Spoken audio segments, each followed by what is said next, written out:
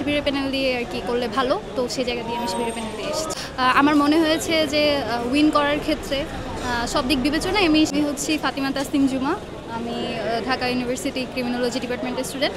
তো আমি হচ্ছে ডাকসু করবো সিদ্ধান্ত নিয়েছি গতকালকে, এবং আমি ওপেন ছিলাম যে প্যানেল আর কি আমার ইচ্ছে ছিল যে আমি মুক্তিযুদ্ধ এবং গণতান্ত্রিক আন্দোলন সম্পাদক পদের জন্য লড়বো। তো সেই জায়গা থেকে আমি সবার কাছে ওপেন ছিলাম, আমাকে অনেকেই অ্যাপ্রোচ করেছে। তবে আমার মনে হয়েছে যে উইন করার ক্ষেত্রে সব দিক বিবেচনায় আমি শিবিরের প্যানেল দিয়ে আর কি করলে ভালো, তো সেই জায়গা দিয়ে আমি শিবিরের প্যানেল দিয়ে এসেছি। মুক্তিযুদ্ধ এবং গণতান্ত্রিক আন্দোলন, যেখানে হচ্ছে জুলাইকে ধারণ করার মতো পদ এটা, এবং সেই জায়গা দিয়ে জুলাইকে বাঁচিয়ে রাখার যে তাগিদ আমার মধ্যে আমি ফিল করি, সেটার জায়গা থেকে আমি ডাকসু করার সিদ্ধান্ত নিয়েছি। এর বাইরে আমার আসলে সেভাবে ডাকসুতে আসার ইচ্ছে ছিল না। তবে আমি পার্সোনালি মনে করি আমরা যারা আসলে জুলাইকে ধারণ করি এবং বাঁচিয়ে রাখতে চাই, তাদের আসলে এই জায়গাগুলোতে আসা উচিত।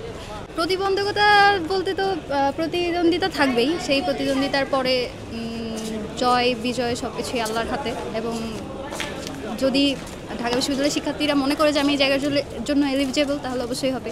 এটাই তারা শুধুমাত্র শিবির প্যানেল দিয়ে আসেনি, তারা সম্মিলিত জোট হিসেবেই আসতে চেয়েছে।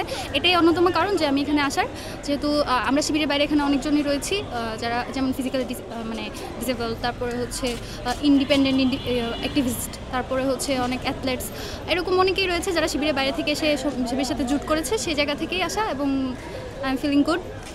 ইনশাল্লাহ আল্লাহ যেটা করেন। একটা ছোট্ট কথা, এবং আমি যে পদের জন্য লড়ছি, মুক্তিযুদ্ধ এবং গণতান্ত্রিক আন্দোলন, এই পদে লড়ার আমার আসলে আকাঙ্ক্ষা এটাই, যাতে জুলাই নিয়ে কাজ করতে পারি। আমি যেহেতু সেই জুলাই থেকেই মাঠে আছি, এবং আমার ইচ্ছা যে মুক্তিযুদ্ধ, বাংলাদেশের জুলাই আন্দোলন এবং সকল আন্দোলনগুলো, সেগুলোকে মেইনস্ট্রিম করে তোলা, সেগুলোকে সেলিব্রেট করা, এবং এই জায়গা থেকে আমার এই যে